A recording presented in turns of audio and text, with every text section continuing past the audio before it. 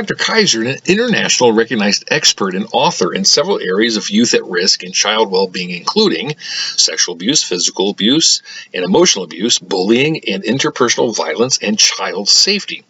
As a forensic expert, she is able to review and assist you in asking the right questions to make informed decisions about your case. The October report. They pick 10 words from Kaiser. A bully is someone who hurts someone else on purpose. 10 words out of the 230-page book written by an actual PhD on the topic of bullying. In the mediation meeting on March 12, 2015, moderated by Frank and Alice Weirman, the child stated he felt like he had been angry since he was 6 years old and kids made fun of him in school. He had been keeping that anger inside him since he was 6 years old. He brought anger with him to the Gambia. Is it possible that instead of Caleb being the cause of the child's behavior, there are other explanations such as his anger or that he does not like the Gambia or Gambians? But when Tim Hepworth asked the child how many times Caleb made corrective comments on the soccer field, he replied, hundreds. ABWE's defense of the statement hundreds, and this is how it reads. There are many factors involved in face-to-face communication, including the speaker's intent, the speaker's words the listener heard, the meaning of the listener assigned to the words he heard, actions of the speaker, actions of the listener, and the response of the listener. One challenge in communication is that the message that the speaker intends is sometimes not the same that the listener perceives.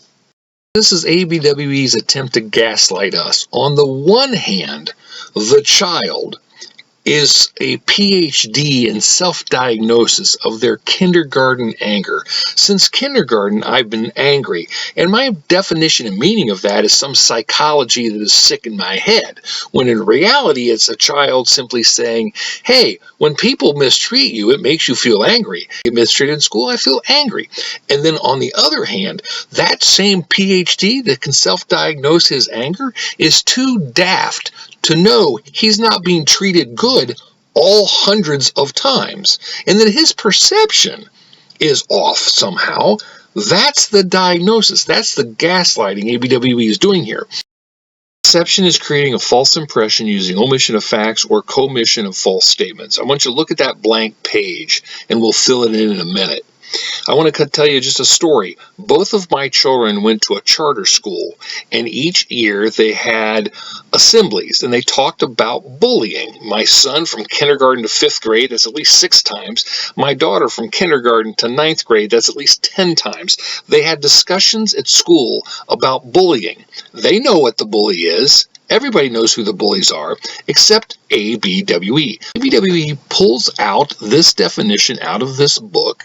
A bully is someone who hurts someone else on purpose. Now, I want to fill in the blanks around that definition so you see the context in which the author wrote their definition and where it came from and where it went from there. In light of what I just told you about bullying, about what our kids might know about bullying, read what Kaiser writes.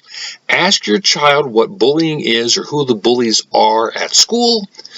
By kindergarten, most kids can tell you exactly who they are and what they do. If your child does not know, a simple definition is a bully is someone who hurts someone else on purpose. Bullying is a form of abuse, and as this chapter will show, it takes many forms. While psychologists often call it peer abuse or peer-to-peer abuse, I will refer to those children who are unkind and aggressive to others as bullies, those children who are the recipients of bullies as targets. Bystanders are all the children who are neither bullied nor targeted. These kids who see what is happening but do nothing, usually because they don't know what to do or because they are afraid the bully will turn on them. Now we can read this with a little more understanding of where ABWE is coming from and where they're getting their information. ABWE does not have a policy to cover physical abuse in a situation in which the aggressor is a minor and the target is an adult. They got these terms from Kaiser right there in the definition. The aggressor they're calling the minor. They can't use the word bully, so they have to go to the word aggressor. And then, of course, the target is the adult. Yet that was the case when the child hit Caleb multiple times.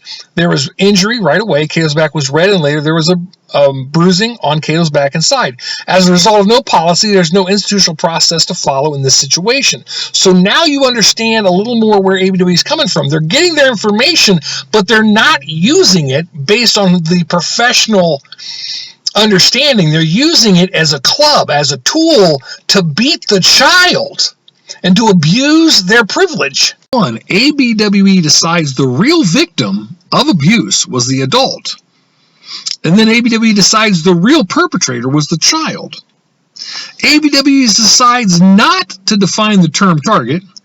And ABWE decides not to even discuss or mention the term bystander. And then 5, target is defined as a person or object or place selected as the aim of attack. That's an important definition. When you look at Kaiser, ABWE decides the child is the bully, using Kaiser's definition of unkind and aggressive to others as bullies. ABWE decides the adult is the children who are the recipients of bullying as targets. And then ABWE decides to misuse the child protection policy to protect all the adults from the child who told the truth from start to finish, front and back, and embarrassed them.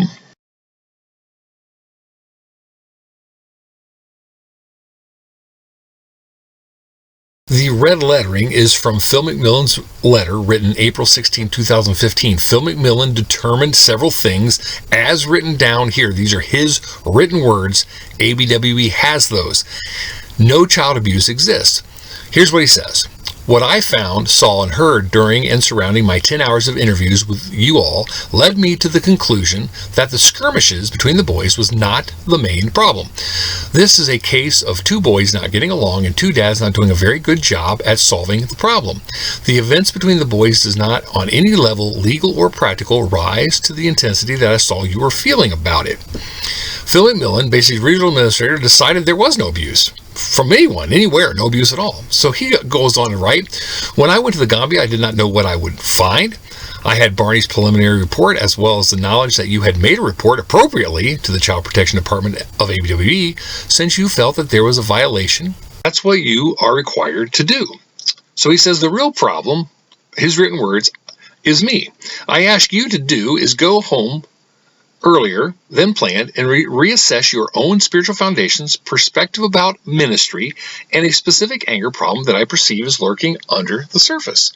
These are all Phil's words as his explanation. So this March 12th, 2015 meeting was an unrecorded meeting. No one took any notes. So this is strictly out of someone's memory. And this is October 22nd report. It says, in the mediation meeting on March 12, 2015, moderated by Frank and Alvis Weirman, the child stated he felt like he had been angry since he was 6 years old and kids made fun of him. What does ABWE do? They can't talk about kindergarten because that would give credence to his story. But Kaiser says this, and basically here's what they're doing. It's deception by omission. ABWE just edits out what they don't like and they use what they want. Here's what she says. Ask your child what bullying is or who the bullies are or at school are. By kindergarten, most kids can tell you exactly who they are and what they do. If your child does not know, a simple definition is, and all ABWE quotes on the 230 pages, a bully is someone who hurts someone else on purpose. ABWE selects a kindergarten definition to deal with an adult issue to justify their defense of Caleb Lippy. 10 Days to a Bully-Proof Child by Cheryl Kaiser, page 21. What is bullying behaviors? Bullying is the deliberate and repeated infliction of harm on another person. It takes many forms, physical, emotional, and verbal, or a combination of these. It may involve one child bullying another, a group of children against a single child, or one group against another group. It is not unlike other forms of abuse, in that it involves the following. An imbalance of power, differing emotional tones. The target of the bully will be upset, whereas the bully is usually cool and in control. Bullies blame the target for what has happened, and the target often thinks he or she somehow caused the bullying and accepts the accompanying guilt. Lack of compassion or concern on the part of the bully for the targeted person. A cycle that will continue and escalate without intervention. Kaiser, page 23. Jokes that occur at the expense of another child are really a reflection of the bully's lack of empathy or compassion. The same can be said of bystanders who observe, accept, or encourage jokes and slurs. While they may start out doing nothing because they are afraid that they will themselves become targets, they quickly become desensitized and disengaged from the individuality and humanity of the person being bullied. At that point, they encourage, or by their silence or inaction, allow the bullying to continue. This form of bullying is especially hard for targeted children to communicate and for adults to appreciate because it can be very subtle. In fact, parents and teachers sometimes take the side of the bully, thinking that a good kid wouldn't behave this way. Once the groundwork has been laid, a relational bully can completely debilitate his or her target with the smallest act, a look, a stare, or a small mutual understood motion. Before we move on, I want you to know that ABWE had months and months to do research. They had all of this at their disposal. They chose not to do it because this book tells you exactly what bullying is. And most of those passages describe exactly what we said our children had told us and had experienced. But ABWE was not interested in the facts. And that's why we're here today. This is verbatim from the report. I changed the names to protect the children. The child and Caleb's 3 siblings, were playing two-hand touch American football. Summary of the incident on March 8, 2015. 1. Caleb saw the child running at him, extending his arm, holding the ball. 2. The child's face connected with the ball. 3. The child started hitting on Caleb, possibly for 30 seconds. 4. Caleb at first just stood there. 5. After receiving a number of hits, Caleb responded with a swing or 2. Neither Caleb, the child, nor observers were sure if he connected or not, which implies that either Caleb's swings at the child did not connect or they were weak. 7. Caleb's response was to stop the child from hitting on him. Caleb reported that the child was hitting him as hard as he could. 8. The child got mad, said to Caleb, "Go to hell," and left. 9. Following the incident, Caleb's right side and back were red and he developed bruises. 10. The child did not have any injuries. Frank Weirman observed part of this incident. He watched the children play, did not observe that Caleb straight-armed the child, but did observe the child hitting Caleb. As he and his wife Alvis were visitors and had no stake in this incident, they led a mediation meeting on Thursday, March 12th. Present at this meeting were Keith, Michelle, and Caleb Lippy and his 3 siblings. Also present were Dan, Bridget, and their daughter and son. In that meeting, the 3 siblings described what they saw, that Caleb apparently gave Ethan a straight arm to try to avoid Ethan on a run back during a kickoff. You know you're playing, and this is going to happen. And it was something that was part of the game. They were the ones who described the straight arm. Frank observed the incident, but did not see the straight arm. As we observed earlier, remember that Caleb is the victim. He's the adult victim of the child. Now the last paragraph says, Caleb described the incident this way. We were playing, and I didn't really realize any tensions or anything like that. One of the kids, I can't remember who it was, threw me a pass, and I caught it, and the child was right there waiting for me, and I was kind of surprised because he was coming at me really fast. So I had the football in my hand and I put it out, as a reaction. And it hit him in the face. I think he thought it was on purpose, so he kind of got mad and started hitting me and saying things. Summary of ABWE Child Protection Policy defines child abuse as any act that results in non-accidental physical injury. So we have to argue, was it intentional or was it an accidental? And then secondly, was there physical injury? So ABWE's argument is, well, of course it was accidental because the 6 Lippies against the 4 Byrams, so preponderance of the evidence is more people believe it was an accident, so it's an accident. That's how they use preponderance of the evidence. And then is there physical injury? Only physical injury of the adult. So those are the 2 things you have to look at here. There is one thing I want to point out that's very specific. 2, was there a physical injury? This requires that there be some physical evidence of being hit. That's ABWE's definition of physical abuse, and there has to be some type of mark. Physical abuse now requires a mark. Isn't that interesting? Because that's not the definition of physical abuse according to the law. So I want you to look at these 2 paragraphs. The top paragraph represents ABWE's verbatim use in the report, and the bottom paragraph represents verbatim our testimony, my testimony, specifically the father, okay? So the top paragraph in black with the blue, the bottom paragraph in blue with the black. Now let's read. Additional concerns language.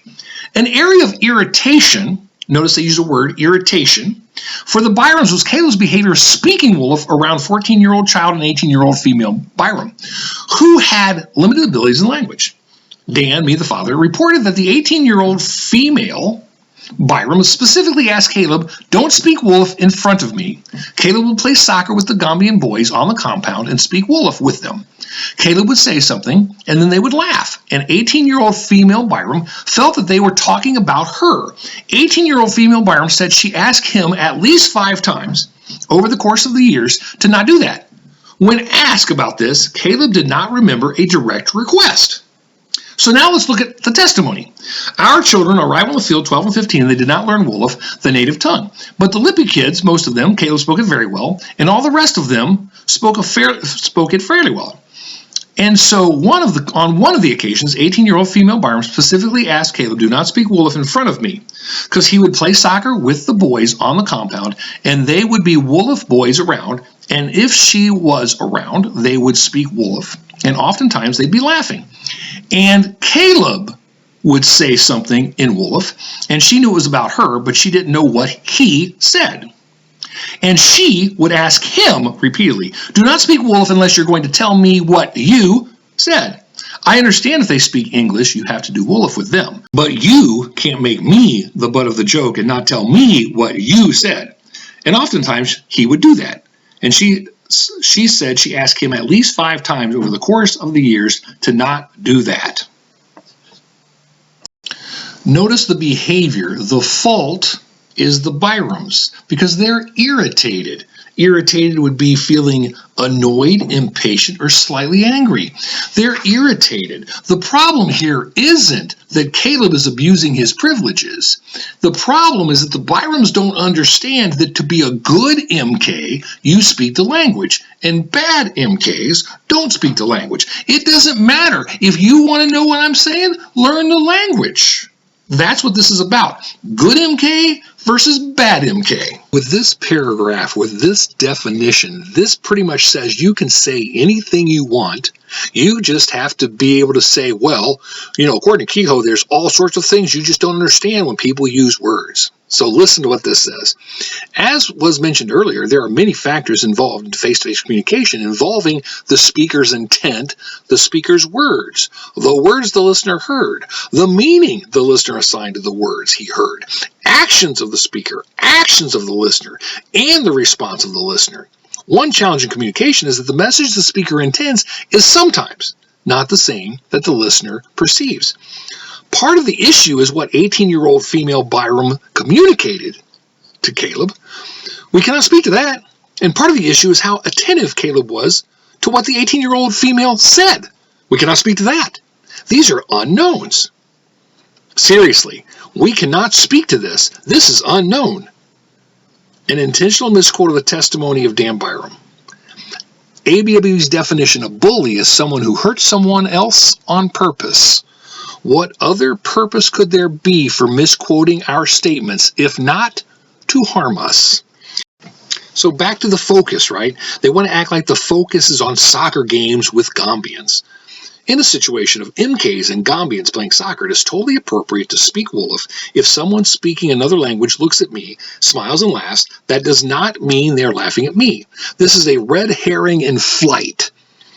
Because my testimony, I understand if they don't speak English, you have to do Wolof with them. But you, Caleb, can't make me, the female, the butt of the joke and not tell me, female, what you, Caleb, said.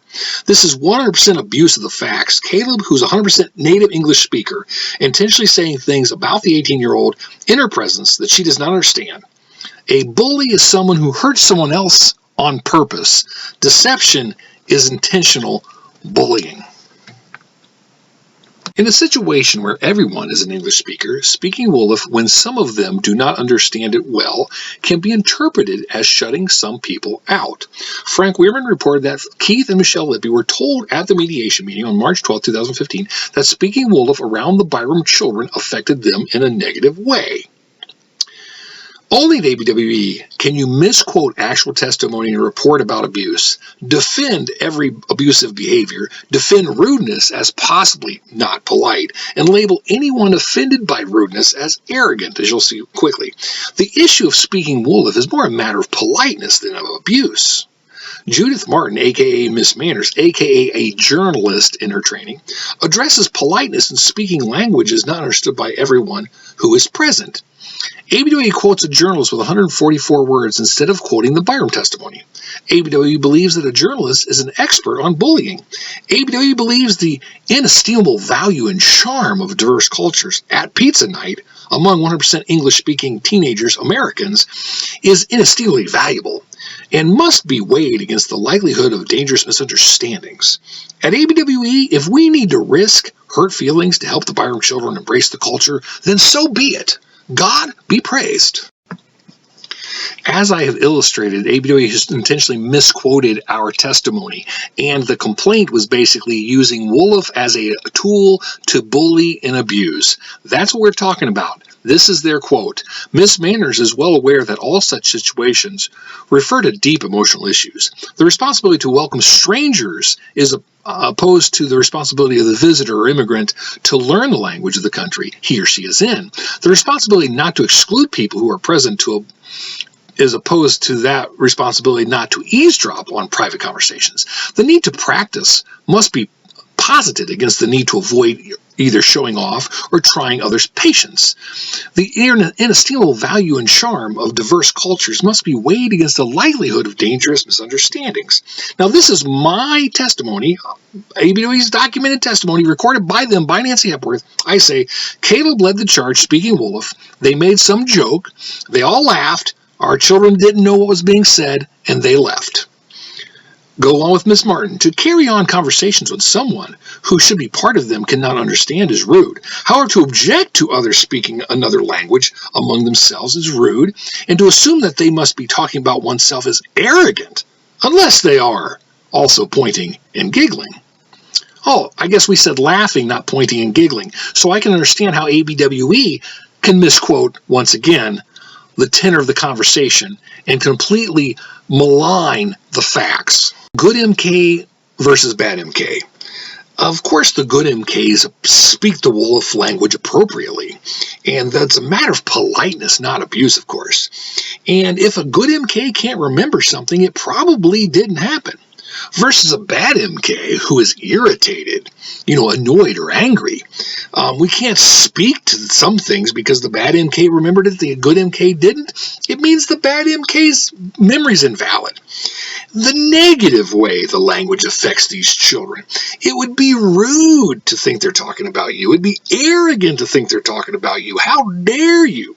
The good MKs versus the bad MKs. And the bad MKs, even if they are pointing and giggling and laughing, they're the good MKs, so they can't be the bad MKs. They're the good MKs. This document is supposedly written by Tim and Nancy Hepworth, Nancy being the child safety officer. Nancy did an interview with us twice, once in June, once in September. This is from our June transcript written specifically and recorded by Nancy Hepworth. It says, so specifically on Friday night before the altercation on Sunday, that would be March whatever that Friday was, 2 days earlier, they were sitting at the pizza table. The parents are probably back to these tables. That's how we separated when we ate. And Bridget noticed that our daughter got up and left, and then shortly after our son got up and left. And later we were talking about this issue, and what happened is Caleb led the charge, speaking Wolof. They made some joke, and they all laughed. The 4 MKs that could speak Wolof laughed. The 2 MKs that couldn't didn't. Our children didn't know what was being said. They were left out. A bully is someone who hurts someone else on purpose. So what does Martin say? However, to object to others speaking another language among themselves is rude, and to assume that they must be talking about oneself is arrogant, unless they are pointing and giggling. Now imagine that you know about this testimony. You're writing this report, you're Nancy Hepworth or you're Tim Hepworth, and these are the quotes you choose to leave out and the things you choose to say. Isn't it remarkable the heinousness and vicious and vile, repulsive, putrid, vomitous, fucking shitty things that are done here just to embarrass the Byram children? The altercation takes place March 8th, 2015. It gets reported March 16th, 2015. Phil McMillan comes out between the 23rd and the 25th of March, 2015. He writes this letter on April 16th because he gave us no formal address at all. This is the only thing he did. There is no report written until October. And he says here, this is a case of two boys not getting along and two dads not doing a very good job of solving the problem. So there's no abuse, there's no bullying, there's no nothing. And so all this stuff that's written for the October report is backtracking, trying to cover their tracks, to try to come up with something to blame the child for and to cover their tracks. That's what this is all about. And so when you look at these things written here, I just pulled them back up so you could see them, that, you know, the appropriate reporting to the child protection policy is all smokescreen to butter us up, but it's all just a bunch of lies. This is my response to the two-dad argument that Phil McMillan puts forth on April 16th. And I say, and this is not about Keith and I, this isn't about anything other than these two boys, and you have an 18-year-old and a 14-year-old. And the 18-year-old had the power, he had the position, and he used it to bully our son. And that is what this is all about. And you know what we're talking about was a cover-up. Was a cover-up to the facts, and I don't understand why we fought so hard to cover up Caleb's actions and not hold him accountable to that.